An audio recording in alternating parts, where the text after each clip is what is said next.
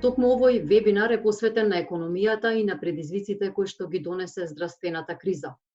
Во наредниот час и половина ќе детектираме каде е денес македонската економија, но и каде чекори во време на глобалната пандемија. Токму тоа впрочем е и работниот наслов на овој вебинар. Дали владината помош е доволна за стопанството, на кои се и ризиците и главните препораки за идниот период. Почитувани, ќе слушнеме од економската и бизнис сфера, но и од креаторите на економските политики во земјава. Учесници на денешниот вебинар се вице-премиерот за економски прашања Фатмир Битичи. Поздрав господине Битичи до вас. Добро вечер и поздрав до сите. Данела Арсовска, председателка на Сојузот на стопански комори. Ја очекуваме ќе ни се приклучи и таја. Со нас е и Зоран Јовановски, главен економски советник на управниот одбор на Стопанската комора. Зоран, ви благодарам што прифативте поканата. Благодарам за поканата, поздрав до сите. Добре дојде и посакувам и на Благица Петрески, главен економист и извршен директор на Институтот Financing. Благица, поздрав и до тебе. Добро вечер, благодарам на поканата. Да ви најавам дека вебинарот ќе се снима и затоа е добро да го исклучите звукот, освен за говорниците кога ќе зборуваат и ќе се обратат на публиката. Имаме простори за прашања од сите што сте вклучени, од тие што ќе покажат интерес, но и тие кои што ќе ни ги испратат прашањата, јас дополнително ќе им ги поставам на говорниците негде при крајот на овој вебинар. Јас ќе почнам со господинот Битичи, вице-премиерот задолжен за економски прашања. Господине Битичи, здравствената криза притиска се повеќе врз македонската економија. Состојбата во економијата се усложнува, на удар е приватниот сектор. Може ли генерална оценка од вас во каква кондиција е домашната економија? Добро, благодарам на прашањето. Прво, благодарност до организаторите за оваа можност и вака приквечер да зборуваме за економијата. Секако би било тешко да кажам дека македонската економија во овој момент се наоѓа во извонредни ситуации, затоа што не е возможно. За жал, одредените параметри кои што произлегуваат од економската криза предизвикана од пандемијата укажуваат дека иако имаме позитивен тренд, а тоа е полека економијата се опоравува после тој голем пад кој што го имавме во вториот квартал, се уште сме далеко од тоа што би сакале да го имаме. Иако го споредуваме со другите економии во регионот, но и пошироко, сметаме дека сме некаде приближно на исто ниво, а при тоа не можеме да кажеме дека проекциите до крај на годината, особено од здравствениот аспект и здравствената криза, ќе ни помогнат за оправувањето да се движи во насока која што бија посакали. И искрено, пред само некој ден излегува податоците за индустријското производство и воопшто неколку показатели кои што укажуваат на макроекономските показатели во државата.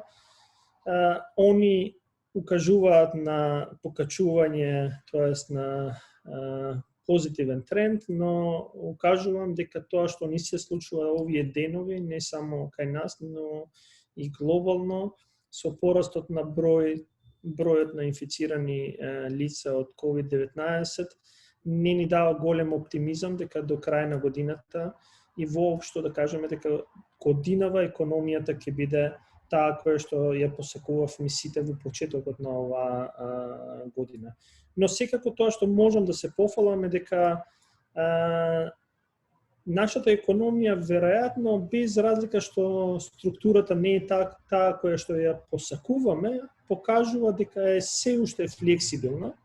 И на пример мене навистина ме радува затоа што денеска ја имав информацијата на компании кои што аплицира во една од мерките, од третиот пакет на мерки за справување, тоа е за зголемување на конкурентноста на компаниите со финансиската подршка од 20 милиони евра за компании кои што почнале процес на инвестиции.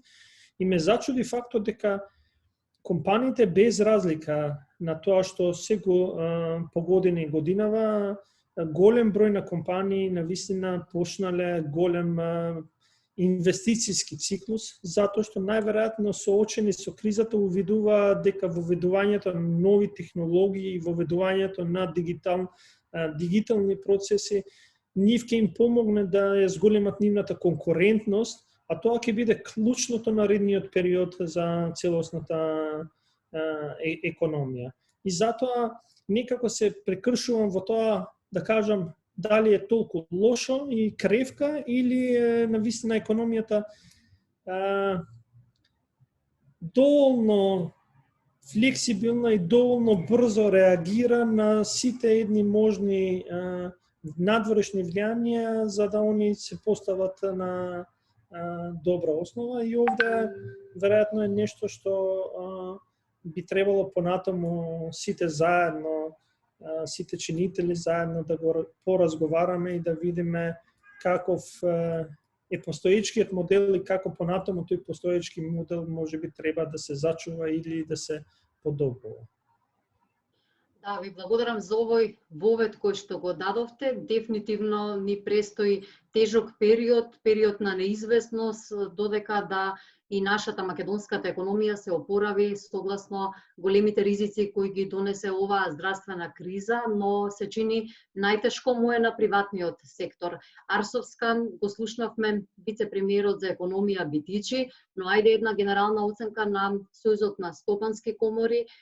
Може ли да оцените состојбата како оптимистичка или, како што вели господинот Битичи, нема многу простор за оптимизам, но ете, силна е борбата помеѓу сите нас?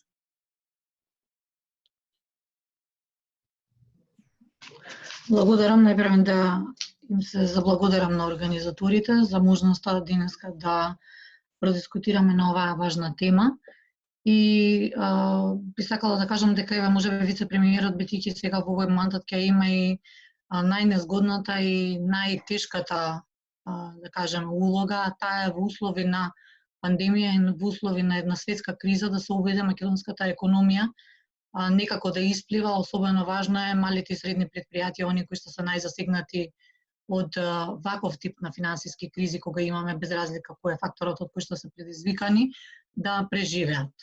Знаете и самите дека глобалните статистики укажуваат на тоа дека малите предпријатија, тие се оние кои што кај нас, малите и средни предпријатија, тие се оние кои што кај нас испоред глобалните трендови се очинуваат од прилика на 99% од вкупниот број на активни регистрирани предпријатија во Македонија и се оние кои што за жал испоред нашите статистики, кои што се нешто полоши од глобалните, имаат можности вакви тешки кризи да ги преживеат со резерви кои што ги имаат зачувано, а кои што не се за повеќе од 1 месец.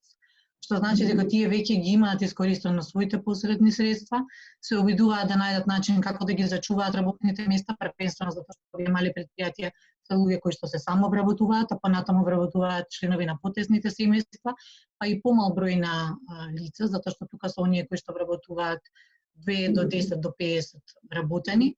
И дефинитивно треба да се поздрават оние, како што спомна вице-премиерот, оптимистички и примери за почет кои што успеале да видат некаква можност во криза и да инвестираат со некои средствата кои што ги имаат или кои што со кои што се задолжиле, да кажеме, затоа што веруваат дека можеби ќе можат и на крајот со превземање на вакви ризични чекори да излезат како победници во овие состојби.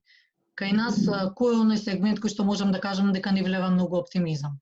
Прво имаме 3 пакети на економски мерки, сега следи 4 пакет на економски мерки, кои што се еден начин како да се помогне на приватниот сектор да успее да ги зачува работните места. Меѓутоа, она која што уште позначена, која што го гледаме како негативна страна на и покрај напорите за да се помогне, дека во Македонија е многу тешко да работат сите, затоа што немаме целосно воспоставен систем институционално, за да може сите работи кои што сака владата да ги имплементира да функционираат. Значи, важно е да се посвети и вице-премиерот и покрај тоа што напорите негови се доста големи, за да се помогне со овие инстант мерки кои што се краткорочни и треба нормално да им дадат една доза на оптимизам на предпријатијата во овој период, сега кој што следи дека не треба да ги испуштаат работниците од работа, дека треба да ги зачуваат работните места. Едноставно треба и да се заедно да работиме и да градиме политики кои што ќе бидат подолгорочни. Значи нешто кое што ќе остане понатаму и кое што ќе влие доверба во системот и кое што ќе влие доверба дека заедно ќе градиме нешто во кое што ќе вреди да се инвестира утре, па макар и ги дали и последните денари кои што ги имаме. Не е дозата на оптимизам голема, меѓутоа мислам дека заедно ќе можеме многу по-сериозни чекори да преземеме и да постигнеме многу поголеми и не само мерки, туку ете и политики да изградиме, а тоа е чекорот кој што треба да се направи. Значи, со заеднички сили, ако може да сумира Марсовска од вас, за да може да ја победиме оваа криза и, како што рековте, компаниите ете се во кондиција, има храбри од нив, но сепак тие имаат резерви за не повеќе од еден месец да може да го издржат овој товар. Ке зборуваме во текот на овој вебинар и за ефектите од мерките, но би го прашала и господинот Јовановски. Очигледно неизвестноста ќе биде голема. Прашање на време е да видиме со колкав минус ќе завршиме годинава, но каде според вас како Стопанска комора на Македонија чекори денеска нашата економија? Јас исто сакам најпрвин да ги поздравам сите присутни. Јас бев корисник на Рон Браун стипендијата од американската влада и во далечните 95-97 година постдипломските студии со таа стипендија ги заврши во Соединетите американски држави. Мислам дека алумни асоциацијата која што го организира овој вебинар има голем потенцијал да направи бројни добри работи и за мене ќе биде задоволство да соработуваме во иднина. Јас би, да речам, би ја гледал работата низ неколку прашања. Например, првото прашање би било дали проблемите на македонската економија започнаа со пандемијата или тие само се покажа, да речам, станаа повидливи откако пандемијата започна и го има своето негативно дејство. Краткиот одговор е не. Значи, проблемите на македонската економија си постоеја и претходно и беа сериозни, и се сериозни. Ние од 2000 година, заклучно со 2019 година, имаме во просек реален раст на бруто домашниот производ од 2,85%.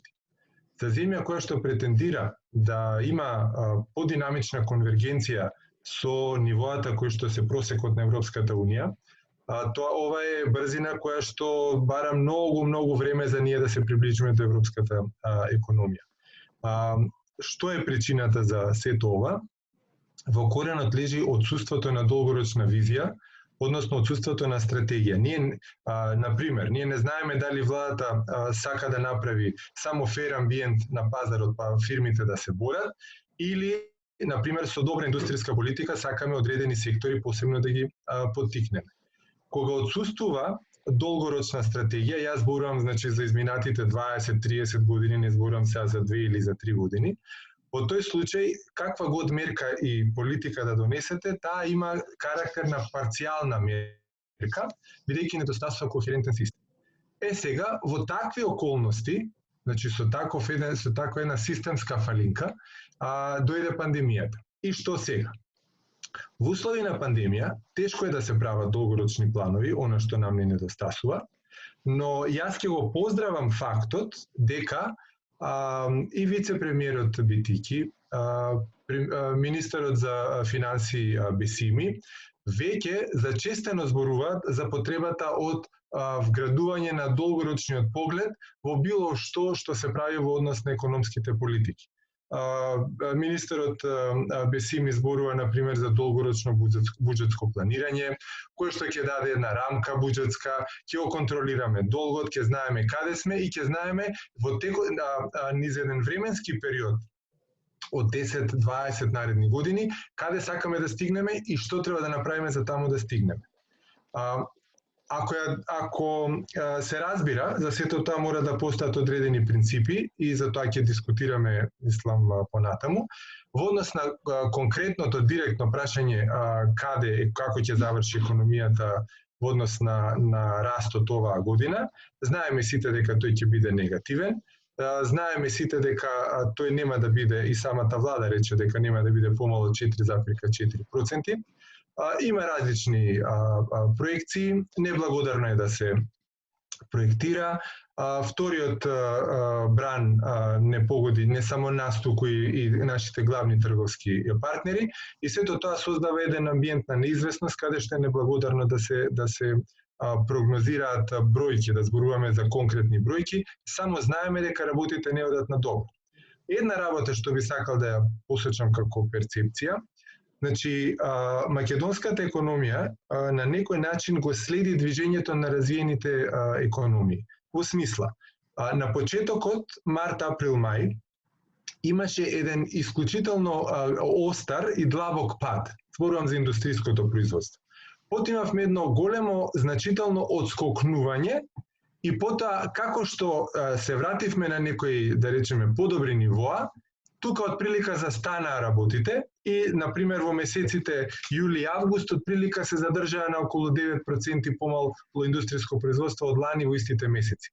Во септември веќе бројката е подобра, значи падот е само 3% во однос на околу 3% во однос на ланскиот септември, што значи дека пред да почне баш онака вториот бран, да добие замав, работите малку отидоа на подобро, меѓутоа сега веројатно малку ќе се закочат. Ова е време кога малку станува и, како да речем сега, бесмислено да зборуваме дали падот на бруто домашниот производ ќе биде 4,4, 5,2 или 5,7. Иако распонот е голем, треба да размислуваме за тоа дали оваа криза, тоа е за мене клучното прашање, ќе гледаме како нешто што треба да го преживееме или ќе гледаме како шанса суштински да преструктурираме некои работи во економијата. Јас тука би запрел, ќе продискутираме подоцна. Јовановски, ви благодарам. Дефинитивно е шанса и едно ново искуство за сите нас и како поединци, но еве и како предприемачи, сепак и носителите на економските политики се пред голем предизвик. Петрески, вие сте извршен директор на Finance Think, институтот кој објавува и тековни анализи за економските случувања. Кои се клучните ризици кои ги детектиравте во време на оваа глобална пандемија? Точно пред се, добро вечер на сите присутни на овој вебинар. Благодарност до организаторите да имаме можност да дискутираме, меѓутоа поздрав и до вице-премиерот што еве издвои време на една ваква клучна тема да може да дискутираме кои ни се ризиците, меѓутоа кои ни се и предизвиците можеби во следниот период. Јас би сакала да дискутирам со бројки, сметам дека тоа ни е јака страна како на институт и тоа може да го потврдиме со последната проекција која што ја имавме за падот на бруто домашниот производ во вториот квартал од 12,7%, кој што беше идентичен со проекцијата на Finance Think кој што ја дадовме уште во месец април. Од тој аспект јас би кажала дека македонската економија е исклучително кревка. Не само заради она што ни се случуваше во вториот квартал, каде што имавме најдлабока индуцирана рецесија, меѓутоа и севкупно заради сите ризици кои што обстојуваат и понатаму.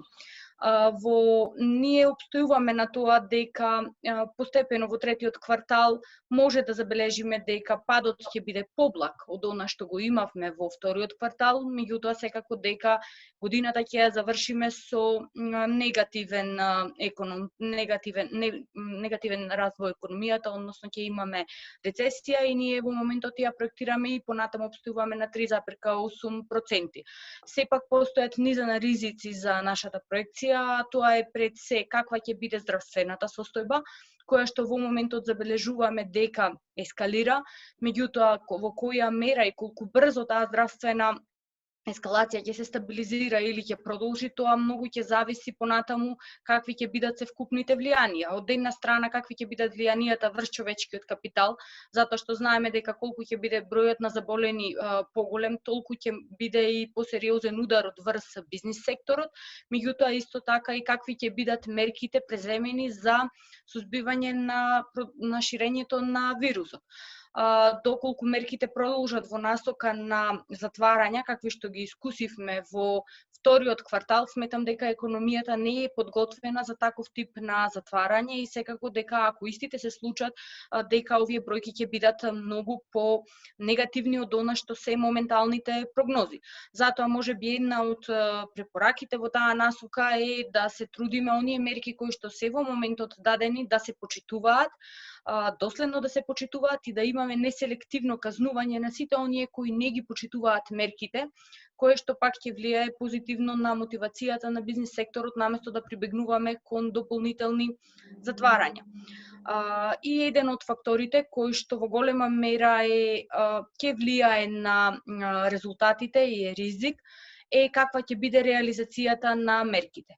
Затоа што реализацијата на мерките директно ќе се ефектуира врз работењето на бизнис секторот и како ние ќе ја завршиме економијата. Тоа се некои домашни ризици кои што треба домашната економија да ги изменаџира.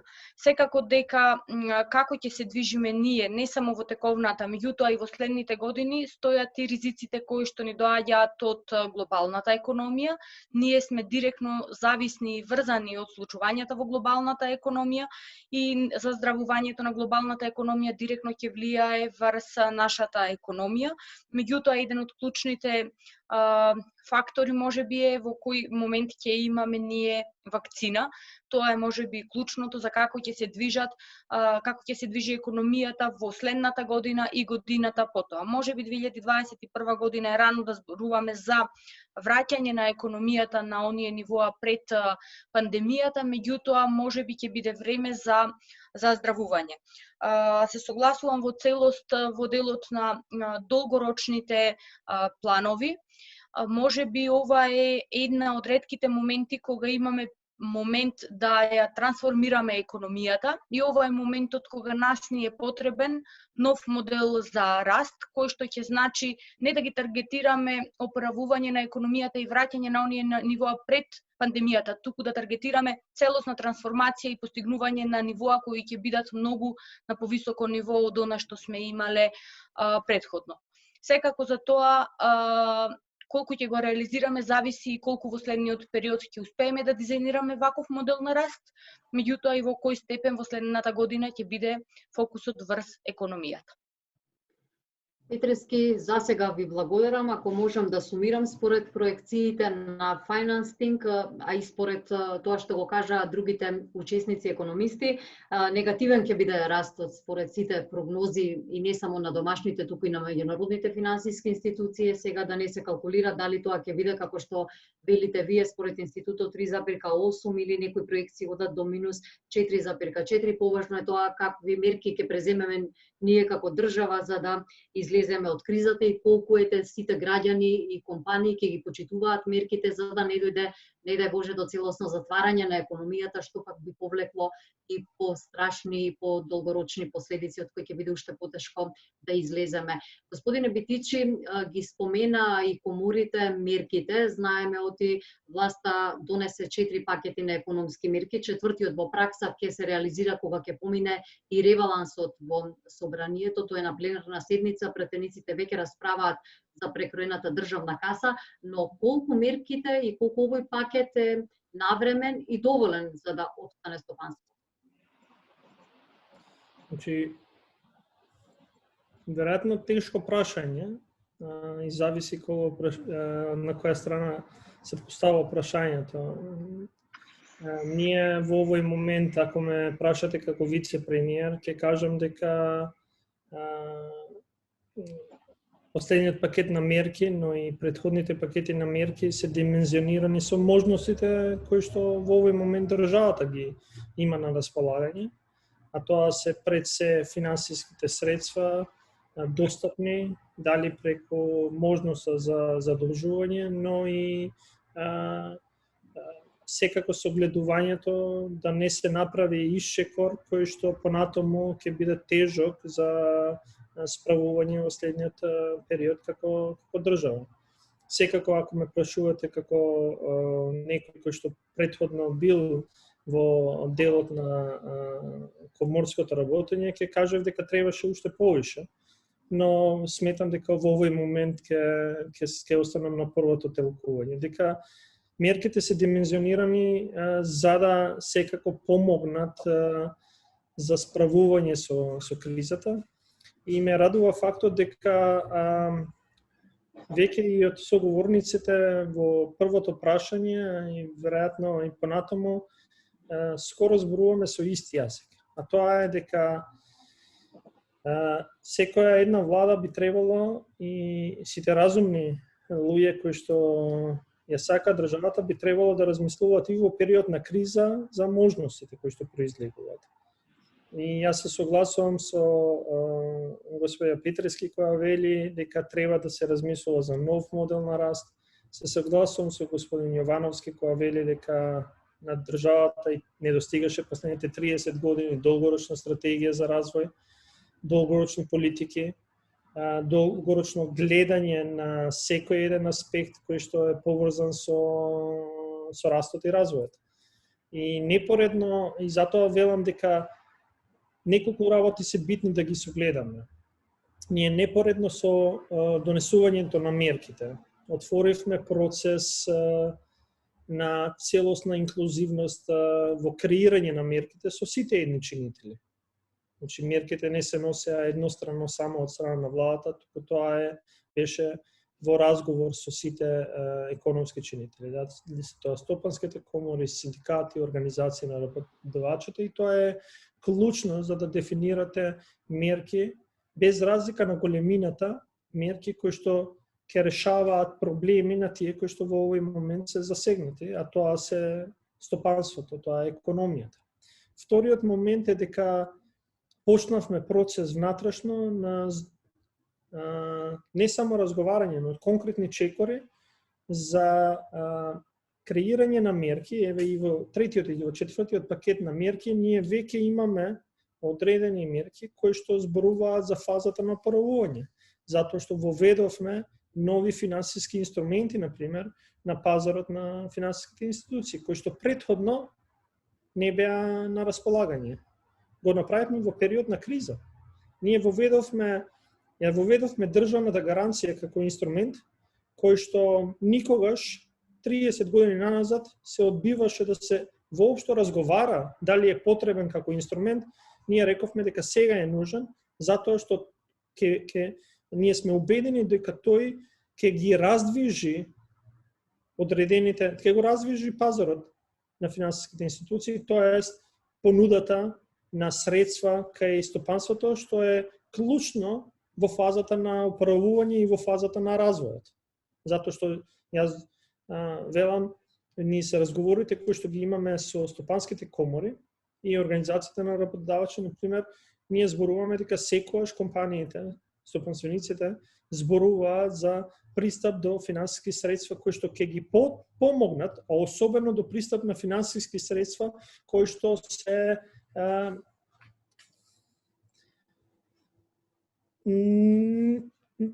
кои што не доаѓаат само од комерцијалниот пазар, туку се конкурентни наспроти финансиските продукти кои што ги има, например, во други развиени земји. И ние тоа го направивме. И третиот момент, дека освен тоа е еден од продукти, имаме и низа на некои други продукти кои што зборуваат за фазата на оправување. И третиот момент е дека ние го почнавме процесот за долгорочна стратегија за развој. Во овие денови го финализираме процесот како таков, каков ќе биде, за да претпоставувам без разлика како ќе се одвива економската криза и здравствената криза, сметаме дека тоа не треба да го забави периодот на дискусија и веќе гледаме дека имаме фантастична можност да колку луѓе имаме, над 60 луѓе посетители на еден настан, во кој што можеме да вклучиме голем број на луѓе за да почнеме еден голем процес како што е долгорочната стратегија за развој, и мислам дека до крај на годината ќе го почнеме толку посакуваниот разговор каде сакаме да ја видиме Македонија после 10 или после 20 години. А при тоа да зборуваме точно дали фокусот треба да е на одредена индустрија, на одреден сектор, дали процесот на смарт специализација кој што го правиме заради Европската Унија е клучен и доволен, или ќе треба дополнително нешто да направиме, или дали смарт специализацијата како процес може да се интегрира со сите други реформи кои што се нужни за да го поддржат секој еден сектор во наредните 10-20 години, за да го донесе на вистина тоа што ние го зборуваме, а тоа е развојот. И затоа сметам дека мерките, да, краткорочно, они се направени за да помогнат за справување со кризата, и мислам дека господја Петрески ќе зборува за ефектот на третиот пакет и претходните пакети за спасување на работните места. Он има фантастична добра анализа, не затоа што ни оди во прилог, туку навистина тие така беа дизајнирани со сите чинители.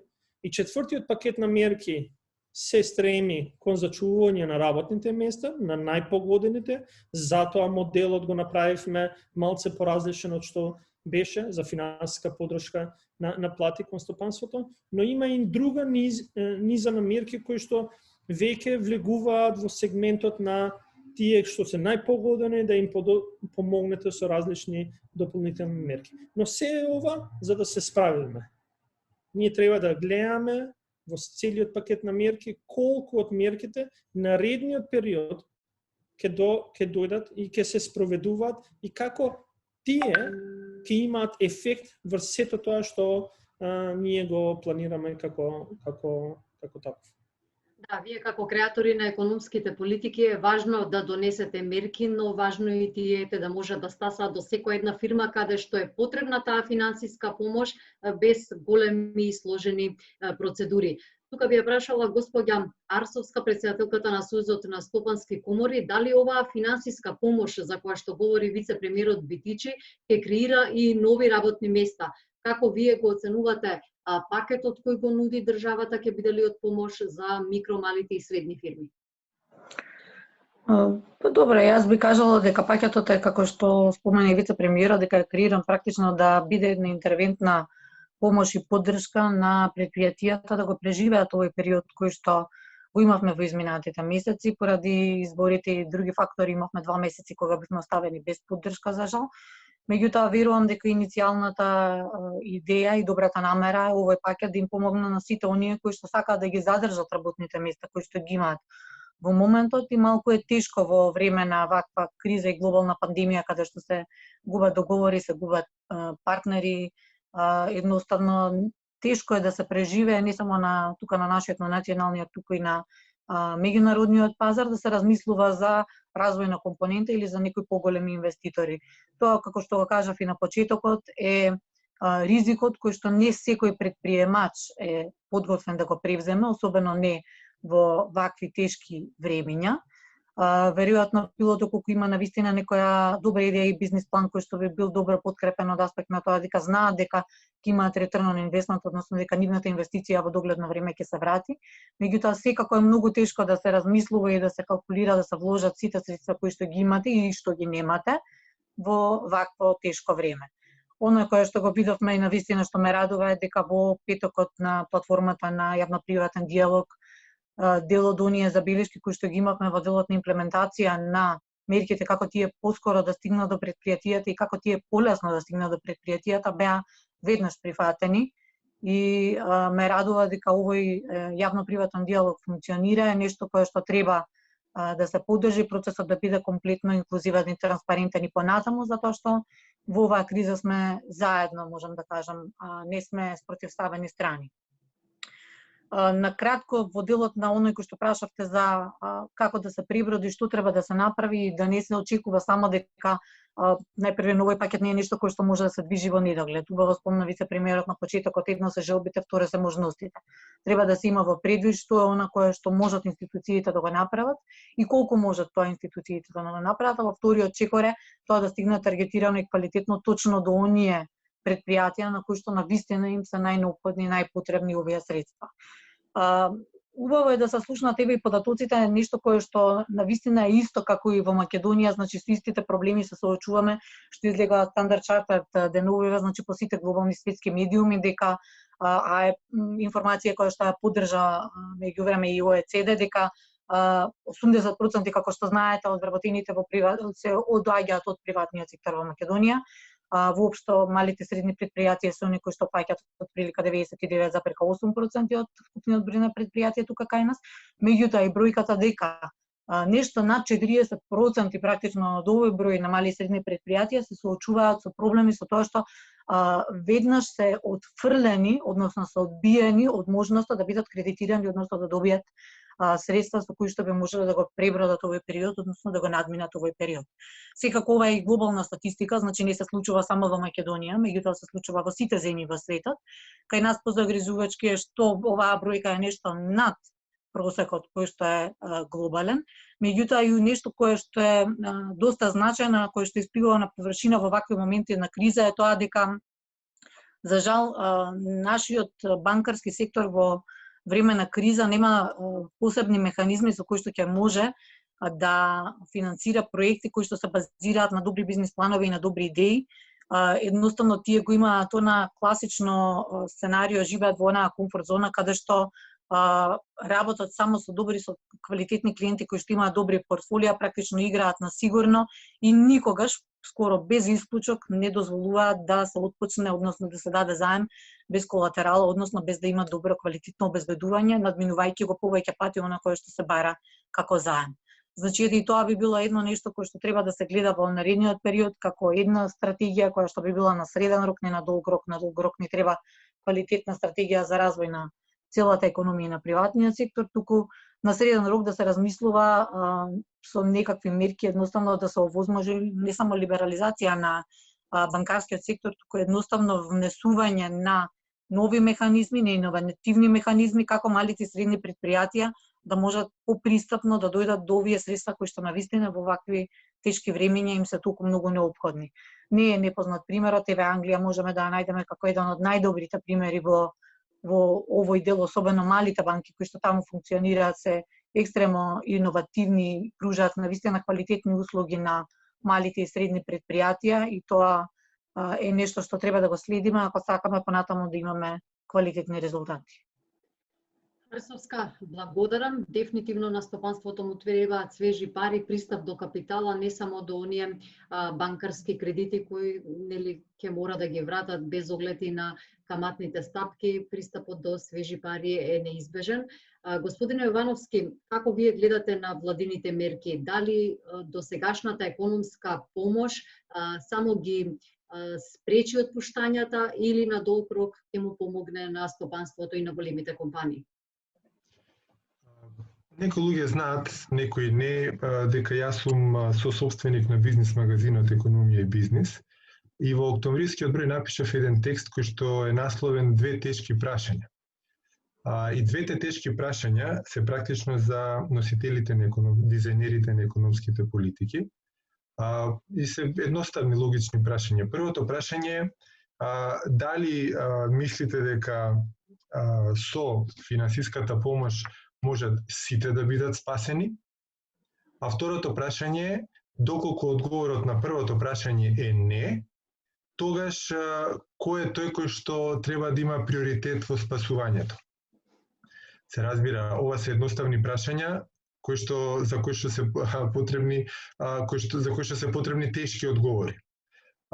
Според мене, и тоа на што го реков и пред кога зборував дека и во услови на ваква глобална пандемија, потребно е да се водат работите ни следејќи одредени принципи.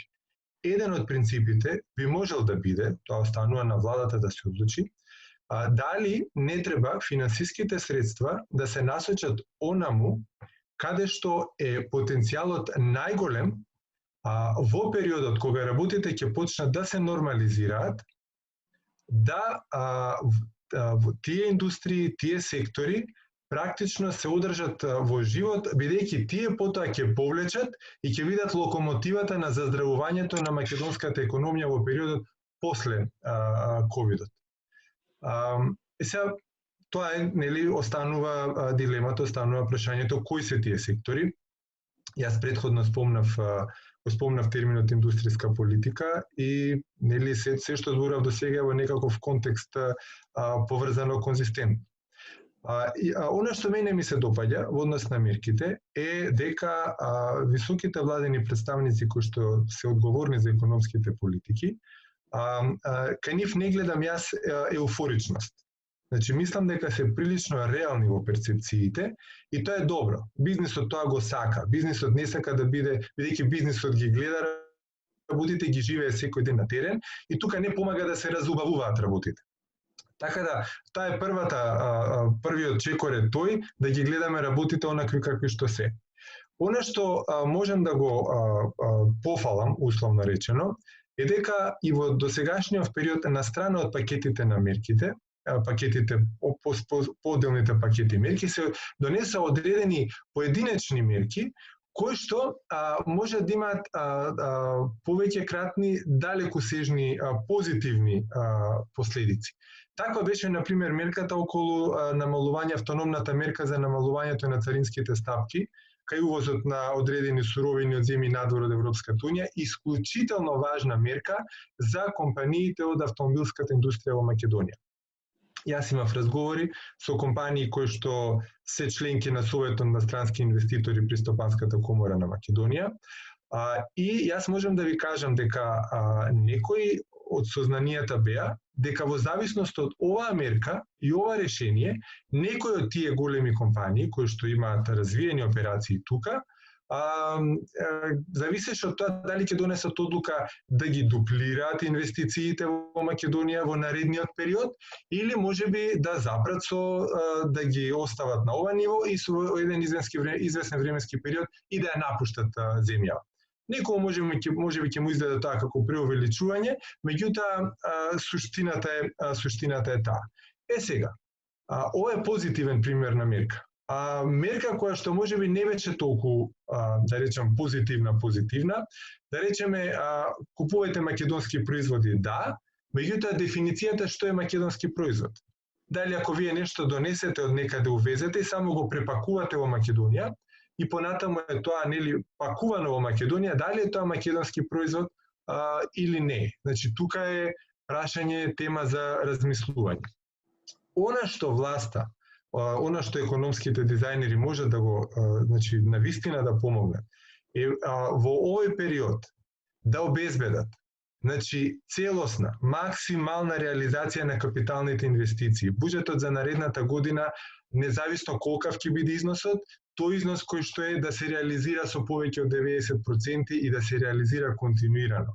Втората работа, државата да се измирува обврските кон приватниот сектор во целост и во роковите во кои што тоа треба да се направи. Јас не велам дека тоа државата не го прави, меѓутоа овие две работи со капиталните инвестиции и со извршувањето на обврските од страна на државата, тие многу ќе помогнат да компаниите во овој период ја одржат својата ликвидност на потребното ниво.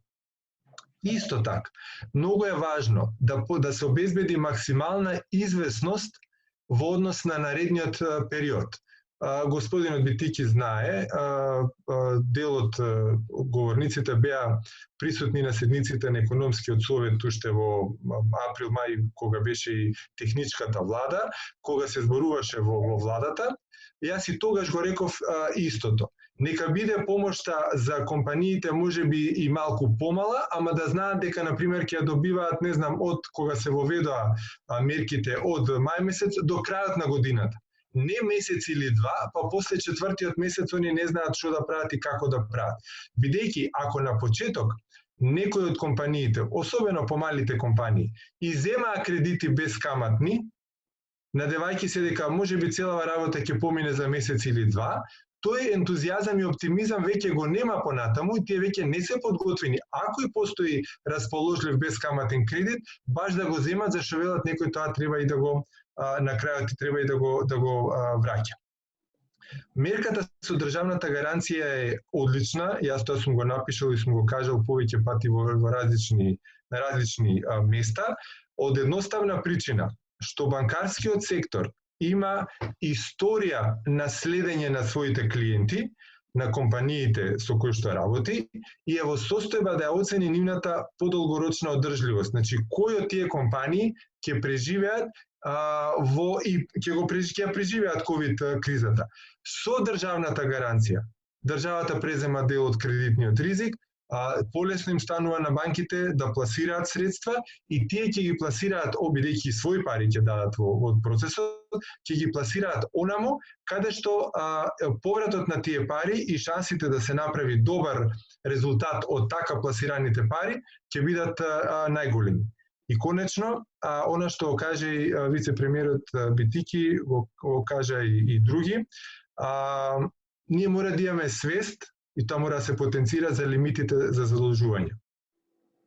Значи, ние позајмивме значителен износ на пари, милиарда, колку што гледав, 176 милиони беа еврообврзницата ММФ, Светска банка и Европска унија. Го позајмивме тоа еднаш, сега прашање дали ќе можеме да го позајмиме истото уште еднаш, да не речам истото трет пат, така што во еден момент ние ќе застанеме, бидејќи нема да можеме повеќе тоа да го правиме. Советот во ова, односно укажувањето во вакви околности до владата е да се сврти кон домашниот пазар. Банкарскиот сектор има висока ликвидност, има значителни средства и може да речам да купи значителен дел од она што би била, да ја крстиме, втора посебна специјална ковид обврзница во случај државата се одлучи за такво нешто. Треба да знаеме дека банките и денеска имаат во посед дел од обврзницата, првата еврообврзница која што беше во износ од 700 милиони, која што тие ќе ја купеа и за пониска цена ако беше на домашниот пазар. Значи со оптимизирање на начинот на задолжување, вртење малку повеќе кон домашниот пазар, во услови на висока ликвидност нема да има она crowding out ефект, нема да се истиснат компаниите, ќе има средства и за компаниите, а владата ќе може да дојде до средства кои што повторно треба да ги насочи кон оној сегмент од економијата кој што треба да биде согласно перцепциите на владата локомотивата на економското заздравување во пост-ковид период.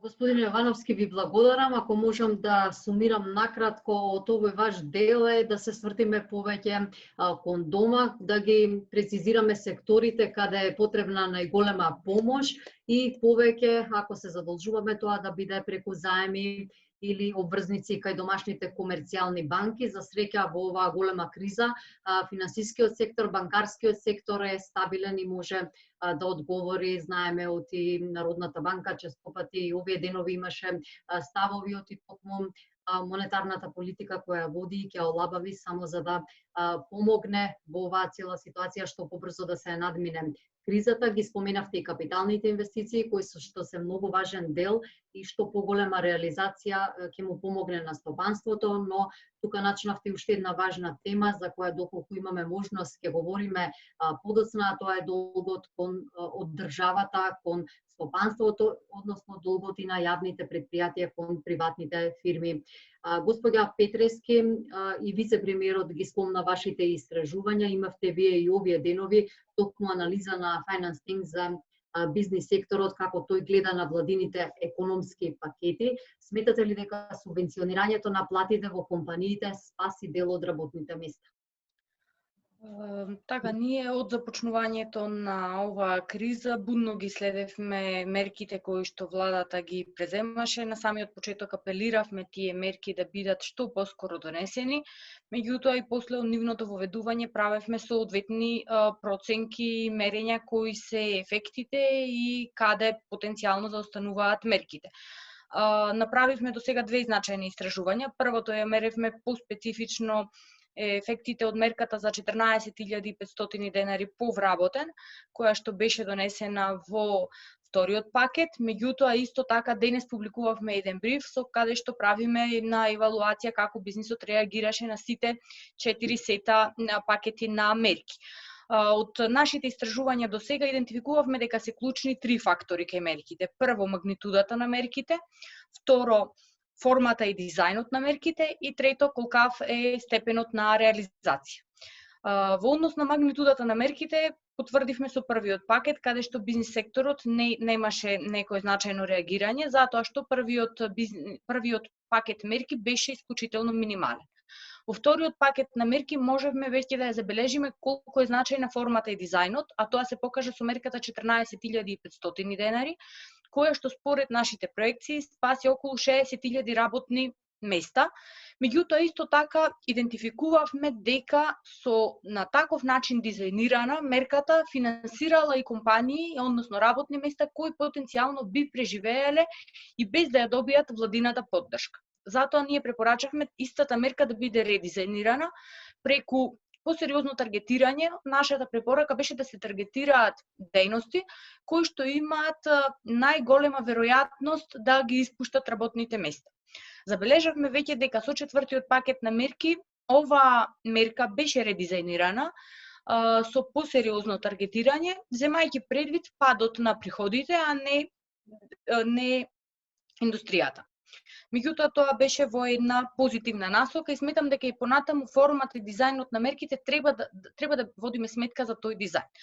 Третиот пакет на мерки главно беа насочени кон потрошувачката. Меѓутоа, потрошувачката и поттикнување на ликвидноста и дизајнирани како такви таргетираа еден поспецифичен сектор, можеби туризмот беше позасегнат и оној ефект на прелевање на ефектите кон останатите дејности беше помал и можеби затоа бизнис секторот не толку го перцепираше како значаен. Веројатно во тој дел, доколку магнитудата била поголема, ефектите ќе биле поголеми, меѓутоа тука веќе доаѓаме до ситуација кои ни биле над вкупните можности како економија и како буџет да ги издржиме и треба во иднина да водиме сметка за ваквите ефекти.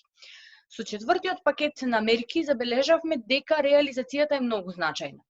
Според нашите првични проекции, од првите 3 пакети, од вкупно планирани 550 милиони, има реализирано околу 200 милиони, што сметаме дека не е доволно за да ги постигнеме сите ефекти кои што сме ги планирале и веројатно во следниот период владата треба исклучиво да обрне посериозно внимание на ефикасноста во овој дел и да се посвети на целосна реализација на планираните мерки. Тоа е една од клучните слабости на овие пакети, која што верувам дека и треба да биде зајакната во следниот период.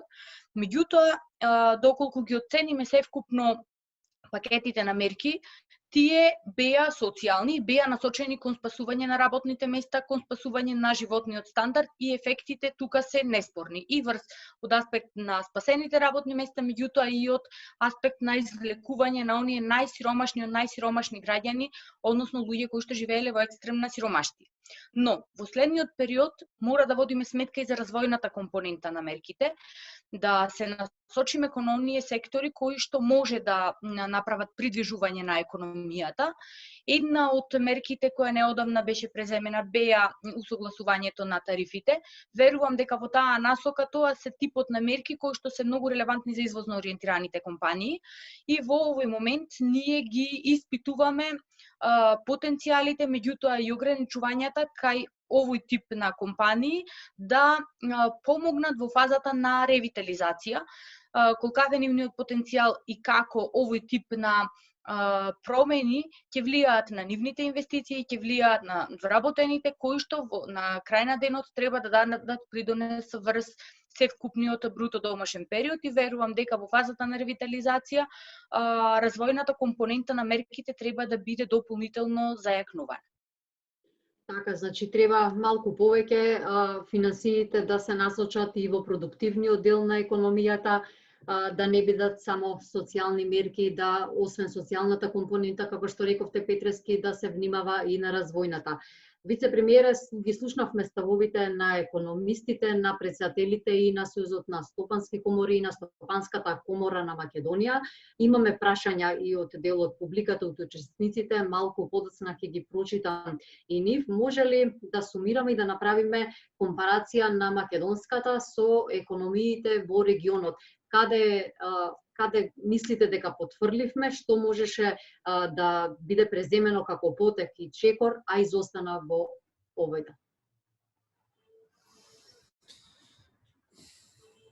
Искрено, јас сметам дека прашањето би требало малце по-широко да се постави, не од аспект на компарација со другите економии, како се справивме со пандемијата, туку компарација на структурата на другите економии и како они се поставија наспроти нивните економии и како ние се поставивме наспроти нашата економија и што е во принцип предизвикот на наредниот период.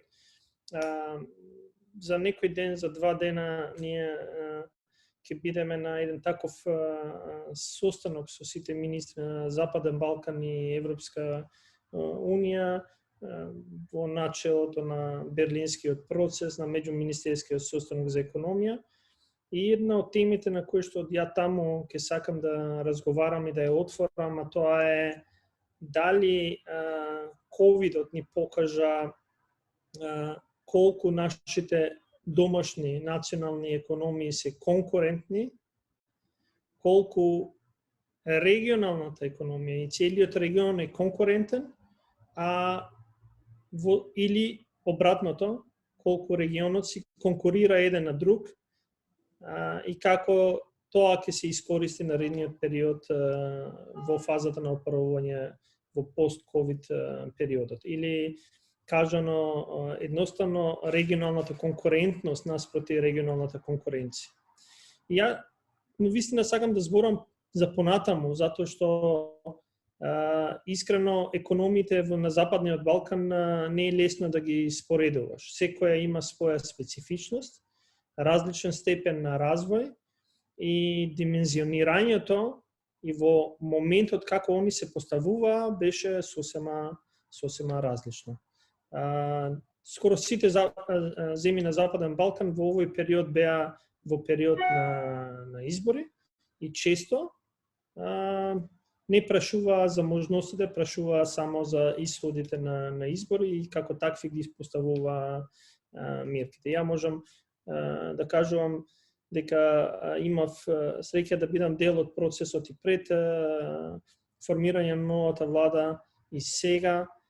Нас единствено ни беше битно справувањето за здравствената криза, секако при тоа да се најлесно справиме со последиците од здравствената криза и економската криза и да гледаме нанапред. И затоа јас навистина овде повише би сакал да зборувам како ние ќе се поставиме наредниот период, знаејќи дека и многу времето не ни дозволува, како ќе се поставиме наредниот период и веќе размислуваме сериозно на дали нашата национална економија, домашната економија е доволно спремна да биде конкурентна не само во регионот, туку и на глобално ниво, затоа што пандемијата од COVID-19 отвори одредена можност за целиот регион на Западен Балкан, а тоа е да стане по-конкурентен наспроти глобалната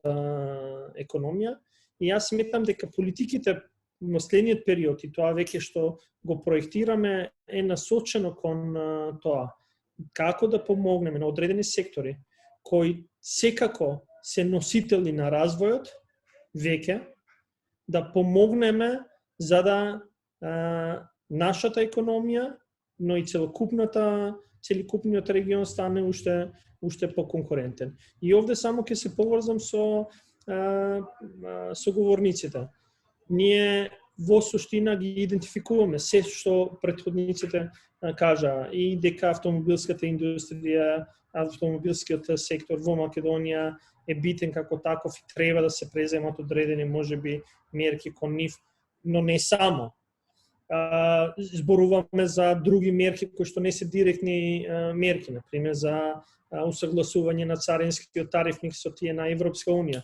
Ние веќе почнавме, ние само пред една недела донесовме автономни мерки за следната година кои што е директно поврзано со барањето на Советот на странски инвеститори од Стопанската комора, тоест таму членуваат во Советот на странски инвеститори најголемите барања доаѓаат од автомобилскиот сектор, кој што во суштина ќе им овозможи не само да се справат со последиците, туку да останат конкурентни на глобалниот пазар, инаку секако нема да останат. И ние тоа го направивме не за да покажеме дека еве веднаш реагираме, туку затоа што веруваме дека е дојдено времето да направиме структурни промени, не само во тој сегмент, туку и во сите други сегменти. Се согласувам дека јавните инвестиции, кај што влегуваат и капиталните инвестиции се битни, но не се битни за да ние го билдаме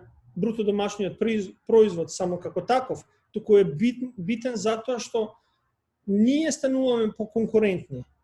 Стопанството станува поконкурентно. Има полесен пристап до пазарите и полесен пристап и движење на стоки и услуги. Од друга страна, работиме и на други извори на енергенси, затоа што сметаме дека така ќе го креираме и ќе ги креираме можности за поконкурентна економија, и затоа сметам дека тоа што треба да можеби полека го забравиме, да не гледаме што секоја национална економија во регионот прави, туку дали можеме да отидеме преку тоа прашање и да видиме дали сите ние како влади, како луѓе кои што сме вклучени во креирање на политики, можеме да направиме политики на регионално ниво, затоа што конкурентноста на регионално ниво ќе биде прашањето во следниот период наспроти сите други прашања.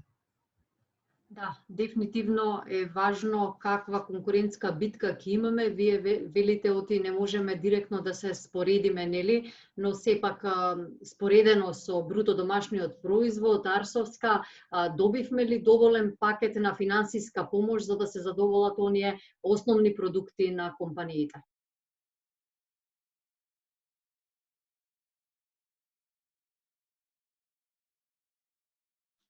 Многу интересно прашање, меѓутоа најпрво би сакала да го поврзам со она што го кажа госпоѓа Петрески, а тоа е дека 80.000 од работните места за кои што се земале средства би обстојале 60. и без оваа мерка. Не 60 се спасиле, 80.000 би обстојале и без оваа мерка. Тоа кажува вашата изјава. Јас да би била на вашето место, 65.000 се тие кои што би се спасиле затоа што 15.000 изгубивме. Да, ма вие викате 80.000 би обстојале и без оваа мерка.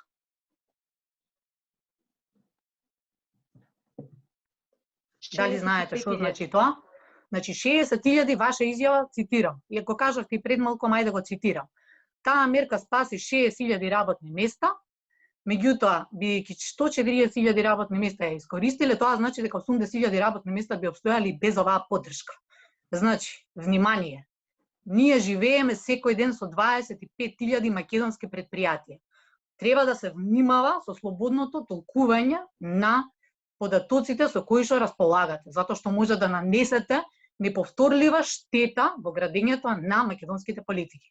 Што значи тоа? Препорачувате специфичен таргет на мерката, односно да не се дава на сите.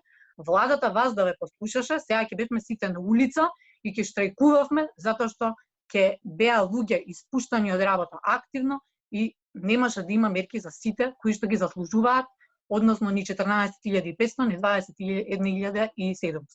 Значи, малце внимателно со толкување, слободно толкување, да не речам, на информациите со кои што располагате при вашите истражувања, кои што не знам како ги правите во случај.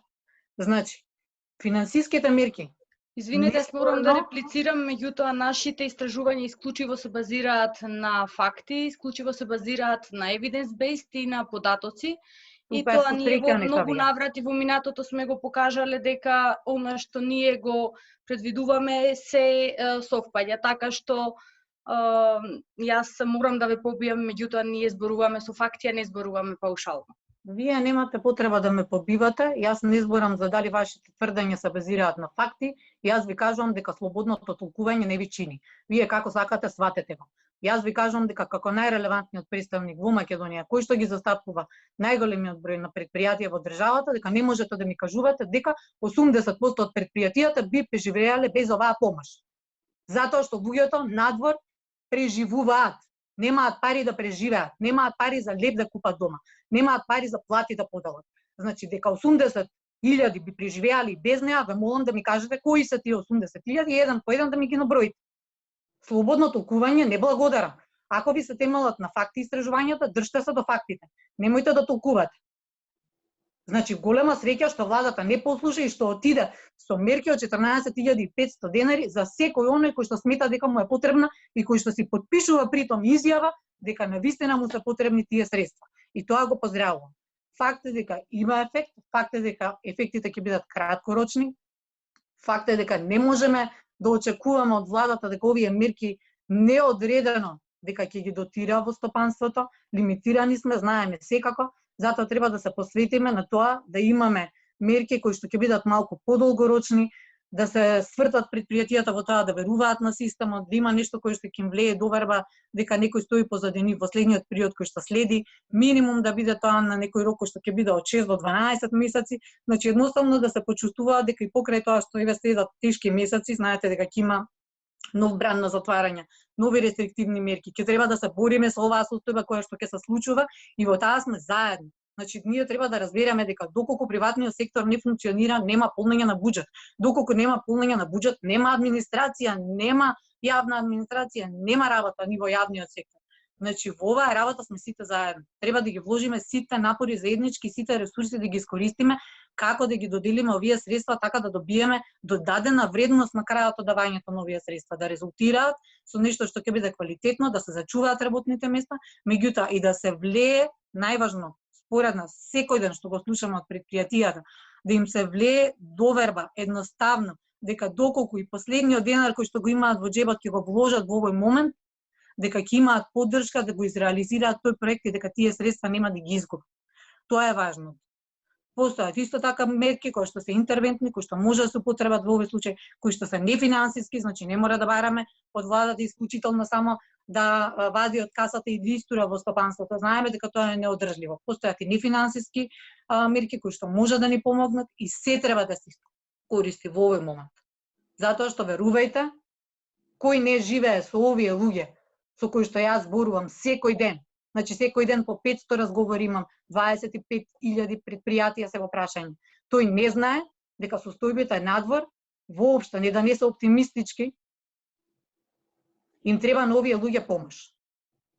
Господине Јовановски, ја слушнавме, господја Арсовска вели помош им треба на компаниите, бидејќи приватниот сектор е тој кој што ја полни државната каса.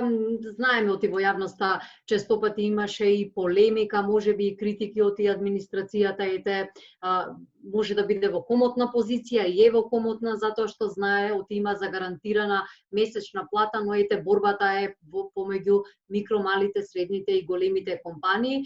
Кои би биле вашите препораки на микро, но и на макро ниво, еве накуса ако може, кои што носителите на економските политики треба да ги реализираат во наредните месеци? Тешко прашање. Јас така би рекол. Треба да се следи логиката на здравиот разум.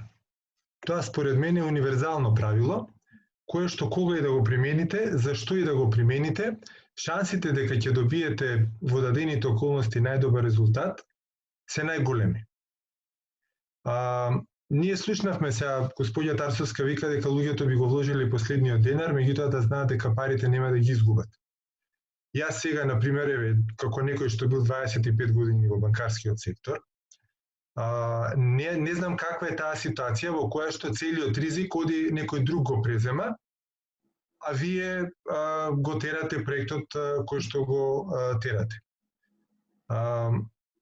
Особено да речам, кога банкарскиот сектор дава финансиски средства кои што не се негови, дел се од капиталот, меѓутоа огромниот дел се прибрани средства од некој кој што ги депонирал во банката, што носи посебна одговорност за тој што ги примил парите во банката да ги исплати тогаш кога треба. Јас на почетокот кога зборував за двете тешки прашања, Јас сега ќе се надоврзам на тоа. Кога спасувате вие работни места, сега прашањето е, ајде вака да го гледаме малку, да замислиме на ситуација. Замислете дека јас имам фабрика која што произведува нели машини за чукање, или произведува цедиња, или произведува нешто што е технолошки застарено. Значи тоа може би уште на тројца им треба некој кој што нема компјутер, па му треба машина за чукање, ама најверојатно не му ни треба ни на тројца не им треба. И сега вие ќе ги спасувате и тие работни места. Борете тоа. И тие луѓе ќе ги спасите. Меѓутоа прашањето е, треба ли тие пари можеби да отидат на друго место, каде што ќе отидат во некоја компанија, без оглед дали е мала, голема и така натаму, која што има конкурентска способност и после ковид кризата да извезува, да произведува, да продава, значи има суштински на базично ниво го има квалитетот потребен за да продава.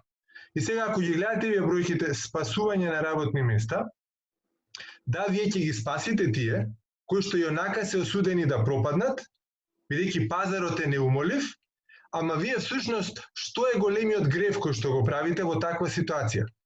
Вие практично уништувате дел од иднината на оние кои што сега имат 3 години, 5 години, 2 години во земјава, бидејќи никој во нивно име не зборува. Значи, јас така ја гледам позицијата и на вице-премиер, и на влада, и на било кого, и наша, како родители, како граѓани. Ние имаме обврска на идните генерации да им обезбедиме подобра стартна точка од таа што сме имали ние самите. И тоа е наша генерацијска обврска. Ако ние се испозадолжиме, од хеликоптер парите ги фрлиме, сите работни места ги спасиме, нели тоа е идеалното сценарио. После тоа тие ќе си пропаднат и онака еден дел од нив, ние сме земале дел од иднината на оние за кои што никој во оваа земја денеска не зборува. Има 2 години, 5 години, 10 години, така натаму. Ние имаме одговорност и кон тие наши граѓани кои што се денеска толку мали. Значи, суштината е, кога парите кои што ги прибирате од граѓаните, ги насочувате во некоја насока, треба тие пари да дадат најголем можен принос за државата, за тековните генерации и за идните генерации. Не мора секоја помош да биде, вие можете некому да му дадете и поинаков вид на помош. Затоа беше една од двете тешки прашања, не мора да биде тоа на овој начин. Двете тешки прашања, мислиме ли дека можеме сите да ги спасиме со овој финански средства? Јас сега само да кажам уште нешто, бидејќи беше спомната регионалната соработка. Значи, постои нешто што се вика нели Коморски инвестициски форум во рамките на Берлинскиот процес, тоа е повеќе годишна иницијатива, произлезена од кабинетот на канцеларката Меркел, и тоа е практично за градење на нешто што се вика регионална економска област за 6 земји од Западен Балкан. И тука постои нешто што се вика Коморски инвестициски форум, во кој што се 6 стопански комори од 6 земји, значи од Западниот Балкан, каде што Стопанската комора на Македонија е ексклузивно единствената комора во рамки на тој процес. Таму станува збор за сериозни финансиски средства кои што Германија, останатите Австрија и некои други земји ги канализираат кон нашиот регион. Прашањето е колку ние сите ќе бидеме паметни. Самата иницијатива и на терен има опипливи резултати. Значи, оние зелени коридори на почетокот за побрзо поминување на граничните премини во рамки на регионот, на камионџиите кои што транспортираа средства, кои што транспортираа стоки од земја во земја, значи тоа беше договорено, тоа профункционира. Сега повторно се разговара за брзи тестови и така натаму. Она што сакам да кажам, значи, регионалната компонента е многу важна. Ние се согласувам со господинот Витики дека не мора да се оптеретуваме со тоа што прават земјите во регионот, меѓутоа треба да влијае на нас некое сознание, како на пример јапонска фирма ќе гради фабрика, сега почнува во Србија, која што ќе биде 2,8 милиарди долари инвестиција во еден нареден период во технологија значи производство на електрични, значи зборуваме за електричните возила, а делови потребни за електричните возила како нова технологија. Значи, секогаш ќе се навраќам на истото прашање. Дали ние во дадениот, и тоа е она едно прашање ако треба да истакнам, како најважно, тоа е тоа. Дали ние во дадениот момент ќе се задолжиме многу, еднаш, два пати, три пати, и се што сме задолжиле ќе искористиме за да ја сочуваме постојната структура на економијата, или ова ќе го искористиме како шанса да направиме суштинско преструктурирање на економијата. Суштинските преструктурирања се болни, ама на долг рок се најдоброто решение. И тоа е големото прашање околу кое што мислам дека во дадениот момент треба значителен капацитет да се вложи, да се изразговара, да се видат опциите и да се одбере најдоброто решение. Инаку го разбирам моментот на преживување на фирмите.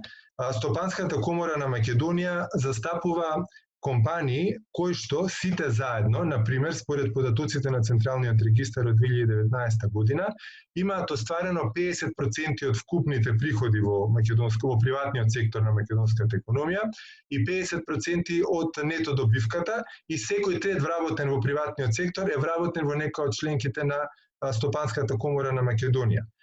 Гледано од тој аспект и таа релевантност која што произлегува од позицијата на Стопанската комора на Македонија и Советот на странски инвеститори, ние долгорочната компонента во се што разговараме и тоа чувство на одговорност дека парите се насочуваат таму каде што најмногу ќе помогнат за после кризата е прашање од висок приоритет.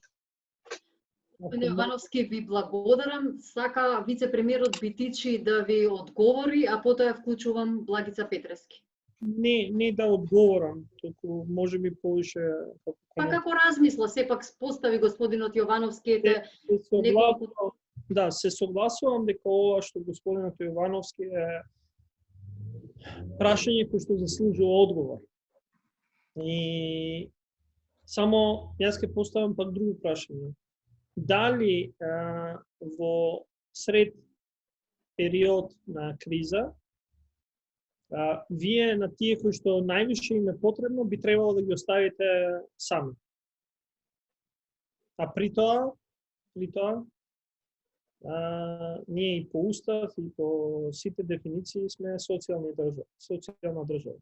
Знам дека одговорот ќе биде дека не треба да забравиме на развојните компоненти. Ние во суштина не забравивме. Најдете еден елемент во кој што една развојна програма го има намалено буџетот. Фондот за иновации, кој што би требало да подржи иновации, а иновациите не се за машини за куцање, зборуваат за воведување на нови технологии, за дигитализирање на процеси и така натаму. Оваа година и во периодот на криза, во суштина ги има зголемено фондовите во буџетот и тоа што они го направија. Воведовме цела една COVID програма, која што ја рековме финансиска подршка на конкурентноста, во која што дадовме 20 милиони евра. И најверојатно 400, најмалку 400 компании ќе бидат поддржани со финансиски средства за развојни компоненти, затоа што тоа ќе даде еден поприлично голем циклус на инвестиции. Еве само ако можам да ви кажам, значи да, 20 милиони евра би требало да предизвикаат најмалце околу 80 милиони евра инвестициски циклус од самите компании. И тоа е тоа што господин Јовановски го зборува и низа на други програми. Затоа јас се согласувам дека да, тоа е нужно. Но, навистина не би сакал да влеземе во полемика кој е поголем и кој е битно. Сите се битни.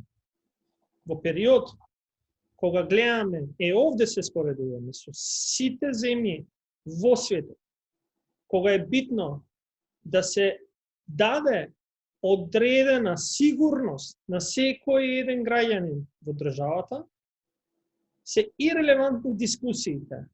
Дали големите компании наспроти најмалите, микрокомпаниите се побитни за целокупната конкурентност на земјата и на економијата, затоа што во период на ваква економска криза сметам дека треба да барем тогаш постигнеме консензус дека не треба да забравиме.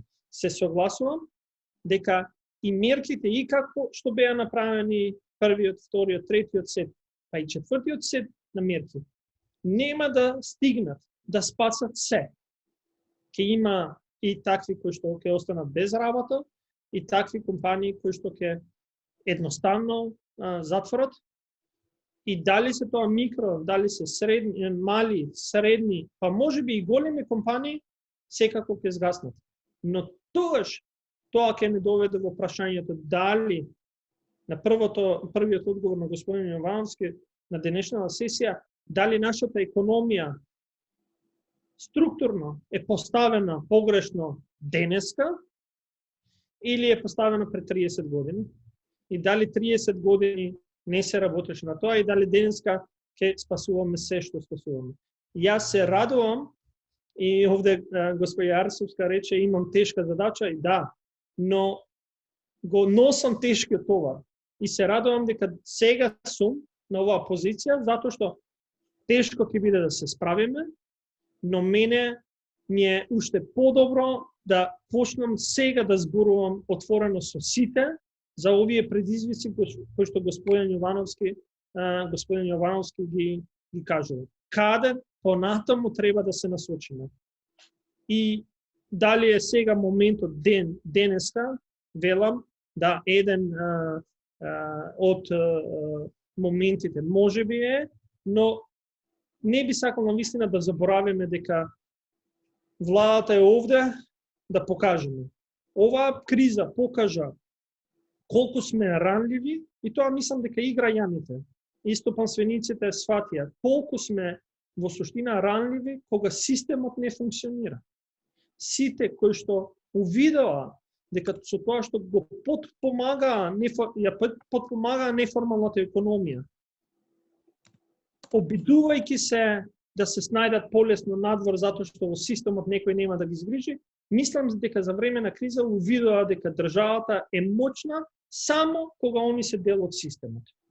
И оваа криза нас ни покажа, се надевам дека брзо ќе се справиме сите заедно во сево ова, ни укажа дека можеби во овој момент треба понатаму да работиме и да бидеме уште построги кон сузбивање на неформалната економија и тогаш да зборуваме кои се вистинските развојни политики кои што треба да ги преземеме на наредниот период. Кризата дефинитивно не промени сите, научивме нови работи, но ете предизвик за секој ден поединец, компанија, за секој ден лидер на тим, на стопанска комора, но ете најголем предизвик е секако за носителите и најважна задача одговорна за носителите на економските политики кои треба да донесат вистински мерки, лесно спроведливи во пракса, ете со тоа да ги спасиме барем дел од фирмите кои не ставиле клуч на врата. Дали ќе бидат доволни, вие рековте отиете се кројат можеби и 5 и 6 пакет, но го слушнавме и ставот на коморите кои велат оти треба да помош да стигне, да се одредат и секторите, како што рече Јовановски, каде е најпотребна, но и Арсовска која што како пренесе искуството на сите оние компании и менаџери кои секојдневно ја комуницираат и контактираат. Имаме доста прашања од публиката, на вистина квалитетни економски соговорници, но ете Петрески и вас сакам да ве прашам за клучните препораки и за брзите интервенции, кои според вас потези, ако може да заклучиме и од претходните соговорници, треба брзо и веднаш да се превземат за да се спаси стопанството? На површина оваа криза ги исфрли можеби сите аномалии кои што ги имала економијата, кои што ги имал системот, меѓутоа исто така треба да знаеме дека оваа криза можеби е единствена или исклучителна прилика за да направиме целосна трансформација на нашата економија. Јас ќе се вратам на она што на почеток спомнав. Сметам дека во следниот период клучен предизвик е да идентификуваме модел кој што ќе ја трансформира македонската економија. Тој модел треба да подлежи на сериозни реформи, да се направи интервенција на оние клучни полиња кои што ни се како тежок багаж кој што не ни дозволува да одиме напред, а тоа се ниската продуктивност и конкурентност, две полиња каде што веќе ни забележуваат со години и меѓународните финансиски институции и сите оние релевантни чинители кои што верувам дека треба сериозни реформи во тоа поле, исто така управувањето со јавните финансии, односно реализацијата на капиталните инвестиции кои што во следниот период ќе бидат можеби еден од клучните двигатели за економскиот раст, каде што клучните меѓународни финансиски институции повторно идентификувале дека тоа ќе бидат може да бидат значаен бустер на растот и секако на крај на едно поефективно и поефикасно управување со јавните финансии. Меѓутоа исто така еден аспект кој што можеби не толку често го дискутираме е да се идентификуваат извори кои што во минатото многу малку биле искористувани, а тоа се изворите на страната на енергијата, соларната енергија, каде што ако забележиме во последниот финансиски извештај на Светска банка идентификува дека реформи на тоа поле може да го зголемат бруто домашниот производ за некои 0,23 процентни поени и верувам дека земајќи ги предвид севкупните стратегии, земајќи ги предвид оние препораки кои што се дадени за поодржлив развој, сметам дека реформите во таа насока треба да ја трансформираат македонската економија. Господја Петрески, пред да преминам до прашањето за вице-премиерот Фатмир Битичи, едно блиц прашање имаме од публиката до вас, до останатите соговорници, дали не очекува инфлација? Лично јас не сметам дека во овие моменти имаме притисоци за некаква сериозна инфлација. Еве го и прашањето до вице-премиерот. Економските последици од COVID-19 веќе се чувствуваат не само кај нас, туку и низ светот. Една од мерките кои земите ги преземаат, вклучително и нашата, е фаворизирање, субвенционирање на домашните компании. Но колку протекционизмот ќе ни помогне да опоравиме националната економија или пак е ризик за взаемно уништување? Кои мерки би се привземале? Јас не би кажал дека имаме протекционизам. Во суштина, тоа што го направија скоро сите земји е дека во период на економска криза стимулираат да преку приватната потрошувачка, преку јавната потрошувачка и директна поддршка на стопанството, да се справат полесно со ударот. И тоа не е никаков протекционизам. Протекционизам ќе биде ако ние во овој момент не донесовме автономни мерки за намалување на царинските давачки за одредени производи, при тоа укажувајќи дека ќе ги зголемиме, уште напротив, ќе ги зголемиме царинските давачки или други давачки, за да им овозможиме на домашните компании еве повише да продаваат. Наспротив, мислам дека тоа ние го направивме тоа што секој еден би требало да го направи и секако во период на криза, и ова не е да кажеме политика, ова е мерка. Политика е нешто што е став кој што ќе го следиме со мерки и со програми неколку години.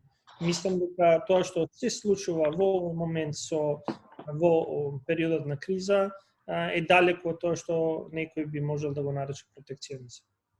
Уште едно прашање имаме за господинот Зоран Јовановски. Многу интересен пример за јапонската инвестиција во Србија, а истовремено слушнавме за пропаднати инвестиции во Македонија во фармацевската индустрија. Жалбо, вели Емилија Јовановска, која што е со нас денеска на овој вебинар. Таа понатаму прашува, додека се прашувате дали треба да се гледаат регионални примери, не заборавајте за развој на глобална конкурентност. Истовремено, ковид кризата не е локална, туку глобална и воопшто не треба да се поставува прашањето дали ќе учиме од примери, туку како да поставиме примери во регионот. Господин Јовановски, ова прашање е за сите нас, но ете, вие споменавте јапонската инвестиција, па може кратко да одговориме. Јас ја споменав јапонската инвестиција како пример за тоа дека нели треба да следиме што се случува во регионот. Знаеме како оди процесот и дека некој, размислувајќи каде да се позиционира во регионот за конкретната инвестиција, е одбрал Србија. Тоа значи дека Србија има некои предности во однос на Македонија како дестинација за странска инвестиција. И ние треба да размислиме што е тоа што ние можеме да го направиме, да го подобриме, за да следниот пат некоја следна јапонска инвестиција заврши во Македонија, а не во некоја друга земја во регионот. Значи, тоа беше посочувањето на примерот. И сега ова е вака навидум едно, јас го гледам како кратко прашање, а можеме 3 дена да разговараме во одговор на тоа прашање, бидејќи тоа може да не доведе до темите како што се конкурентноста во однос на цената на енергенсите, поврзаноста инфраструктурна со останати земји, може да не поврзе со квалитетот на образованието и расположливоста на кадар на пазарот за конкретната инвестиција. Не зборувам само за луѓе кои што се со, да речам, средно образование и тој профил на работа, зборувам и за луѓе со факултетски дипломи, дали ние ги имаме во квантитет и со потребниот квалитет за да ги задоволат високите стандарди на реномирани странски компании кои што влегуваат во земјата, дали е тоа така или не е така, тоа се прашања поединечни кои што се сите столбови на долгорочниот развој и секој од нив поединечно бара посебно разгледување и барање на решенија како работите да ги подобриме. Затоа се важни примерите од регионот, затоа што тие треба да ни помогнат да имаме уште поголем фокус кон анализирањето на домашните работи, за да ги направиме работите подобри, зборувам за сите компании, зборувам за целата економија. Да, имаме прашање од Драган Лазаров. Јас ќе побарам господја Данила Арсовска да го одговори, а тоа е прашањето за иднината, односно што после ковид кризата, дали сите недостатоци кои излегоа на површина во оваа криза ќе бидат земени како основа за започнување на сериозно потребното реструктурирање на економијата. Добро, ова можам да кажам дека одлично прашање кое што самото во себе го содржи и одговорот. Мислам, многу убаво го структурирал партиципантот на оваа конференција и многу ми е мило што имаме вакви убави конструктивни прашања, она што е најважно во овој момент е дека секоја криза и покрај тоа што представува голема потешкотија, таа представува практично и можност за нов почеток. Ние тоа го гледаме, имаме добри страни на нашата економија, таа е мала економија, компактна, може брзо да имплементира работи кои што би биле неопходни за да можеме да постигнеме конкурентност не само на регионалните, туку и на глобалните пазари. Ги имаме модуците како да го сториме тоа, ги имаме механизмите како да го сториме тоа, ги имаме најдобрите практики според кои треба да се следиме, кои што ги постигнале економии кои што и структурно меѓутоа и по големина се блиски до она кое што го имаме тука кај нас. Она кое што можам да го кажеме дека треба да ги искористиме најдобрите ресурси што ги имаме, а тоа се луѓето. Човечките капацитети наши се незаменливи, колку и да сака тоа некој да го спори. Македонија има навистина голема бројка на високо едуцирани лица кои што имаат навистина голем потенцијал, меѓутоа што немаат можности да се реализираат онолку добро колку што сакаат или пак воопшто. Значи треба да ги искористиме оние позитивни можности, треба да искористиме секако дигитализацијата, меѓутоа пред се тоа треба да биде како што спомена вице-премиерот Битики. Јас кажав на почетокот дека тоа има најтешката задача во моментот, а тоа е носи практично политиките на економијата ги носи на своите плеки, не можеме да исправиме сето тоа кое што не било направено во изминатите 30 години. Меѓутоа треба да искористиме, да воспоставиме еден систем кој што ќе биде поидобна точка да и следните 30 години не ги поминеме вака со мачење и со преживување како што сме го правеле тоа и досега. Ќе ве задржам уште неколку минути, но ќе повикаме и дел од партиципантите, од учесниците на овој вебинар, кој што да повтораме во организација на Македонско-американската алумни асоциација, како дел од проектот Предизвици и ефикасно закрепнување од COVID-19, а поддржан од Американската амбасада. Сигурна сум дека имавме квалитетна и интересна дискусија и ги повикувам дел од учесниците, доколку сакаат да постават некое прашање што ние не го отворивме, може да се вклучат. Добро, тука сме уште неколку минути. Јас имам едно директно прашање до вице-премиерот Битичи. Зборувавме за помошта, зборувавме за тоа, за долгорочните стратегии, каде треба да биде македонската економија, каде е во моментов и каде чекори на долг рок, токму во услови на глобална пандемија. Со оглед на новите рестрикции, очекувате ли да има и нови мерки и превентивни за да не дојде до целосно затварање на економијата, ако ги следиме случувањата во европските држави и карантините кои некој од нив веќе ги презедува? Значи, што се однесува до здравствените мерки, секако се мерки кои што Комисијата за заразни болести ги препорачува, ние како влада одлучуваме по нив.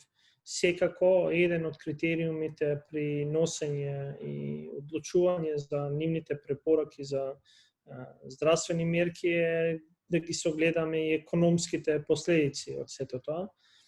За жал, ние моравме денеска да донесеме една таква нова мерка, која што пак на удар ќе го има угостителскиот сектор, при тоа укажувајќи дека нема да им го ускратиме целосно правото да оперира до нивното нормално време, ако тоа го прават со delivery.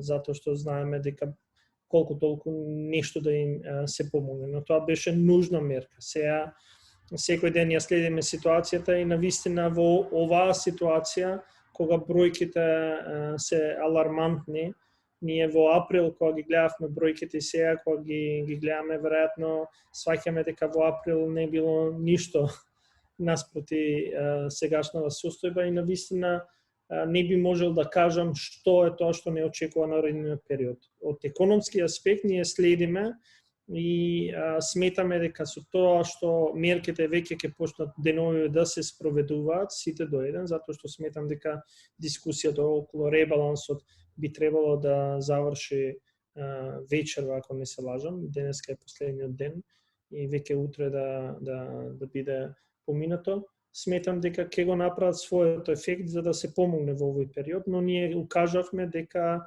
одредени мерки ќе продолжат и во јануари, особено затоа што е известно дека здравствената криза нема да заврши со пресек на крајот на годината. Така да секако ние го спремаме новиот буџет, во новиот буџет ќе бидат соодветно испланирани средства. Да се надеваме дека до тогаш ќе имаме известни информации околу справувањето со здравствената криза од аспект на ваксини, па полесно ќе ни биде. Но секако ја пратиме состојбата и ако е нужно, ако навистина треба, секако ќе интервенираме таму кој што е најпотребно. Да, бизнис заедницата е тука секако како коректив и на власта, но и да го пренесе гласот на стопанствениците, што е тоа што е итно, брзо и најпотребно. Да ве повикам и вас, доколку имате последна и заокружна поента, да ја пренесете и полека ќе го заокружиме заеднички овој вебинар. Данела Зоран Благица. Може на кратко по една завршна поента од денешнава дискусија. Искрено, оно кое што би сакала да го кажам е најпрво да се заблагодарам на поканата. Верувам дека беше квалитетно и конструктивно, меѓутоа уште поважно е тоа дека во следниот период навистина најважно нешто ќе биде да имаме многу конструктивни дебати и согледување на реалните состојби кои што се надвор на теренот и овој јавно-приватен диалог да продолжи да функционира вака беспрекорно како што тоа беше и во изминатите месеци, покрај тоа што се наоѓаме ете во сред глобална пандемија, да имаме можности не само да ги кажуваме своите мислења, меѓутоа тие да бидат зимани во предвид, да бидат прифаќани, да бидат понатаму имплементирани и на крајот гледаме дека во суштина кога имате добро аргументирани ставови, дека истите откако ќе се прифатат резултираат навистина со квалитетно спроведување и резултираат со нешто кое што навистина му помага на приватниот сектор да ја преброди оваа тешка криза во која што се наоѓа.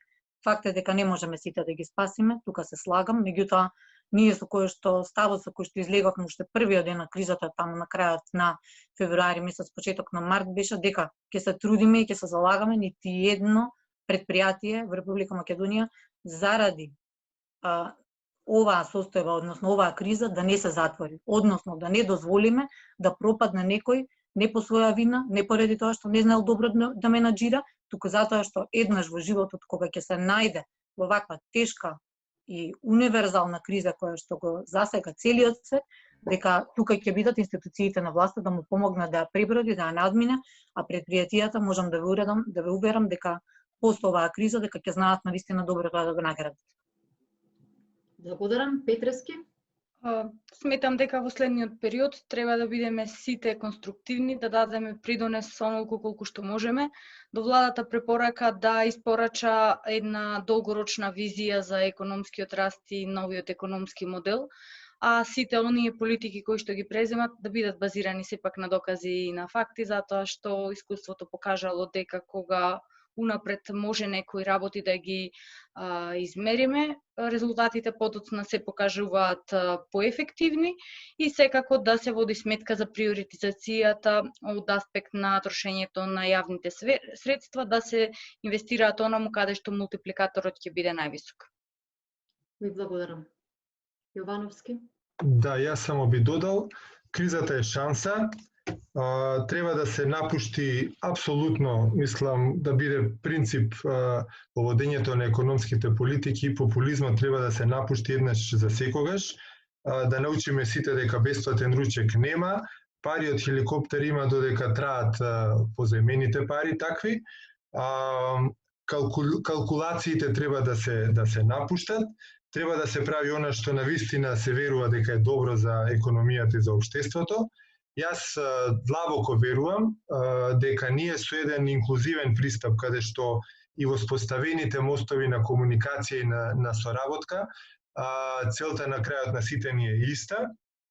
Треба да градиме комуникација која што ќе биде отворена, која што ќе биде добронамерна, каде што се така ќе биде разбрано, да градиме политики кои што ќе бидат долгорочни, како што реков, и за младите генерации, за кои што никој тие самите не може да бидат слушнати сега, мора некој за нив да зборува, да градиме консензус околу прашањата и на крајот на краиштата, ова се тешки времиња, свесни сме сите за тоа, меѓутоа ова е време кое што бара храбро лидерство и бара храбри чекори.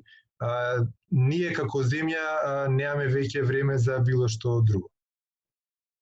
Дефинитивно благодарам господине Вановски, доколку немате нешто да додадете.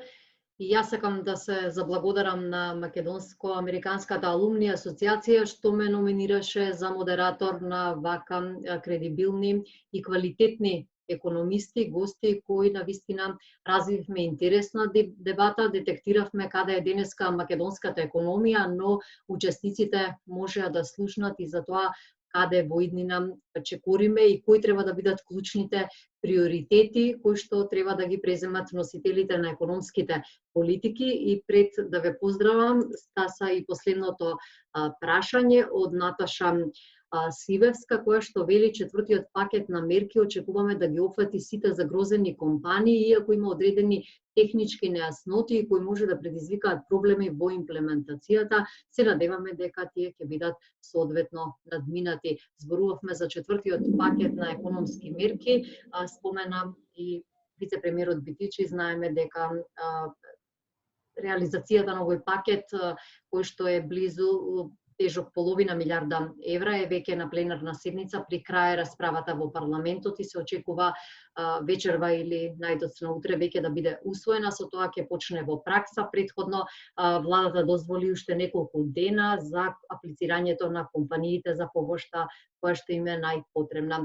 Ви благодарам за учеството, за времето кое што го одвоивте да бидете дел од овој вечерашен вебинар. Се надевам дека учесниците уживаа во квалитетната дискусија. Ве поздравувам до наредното гледање.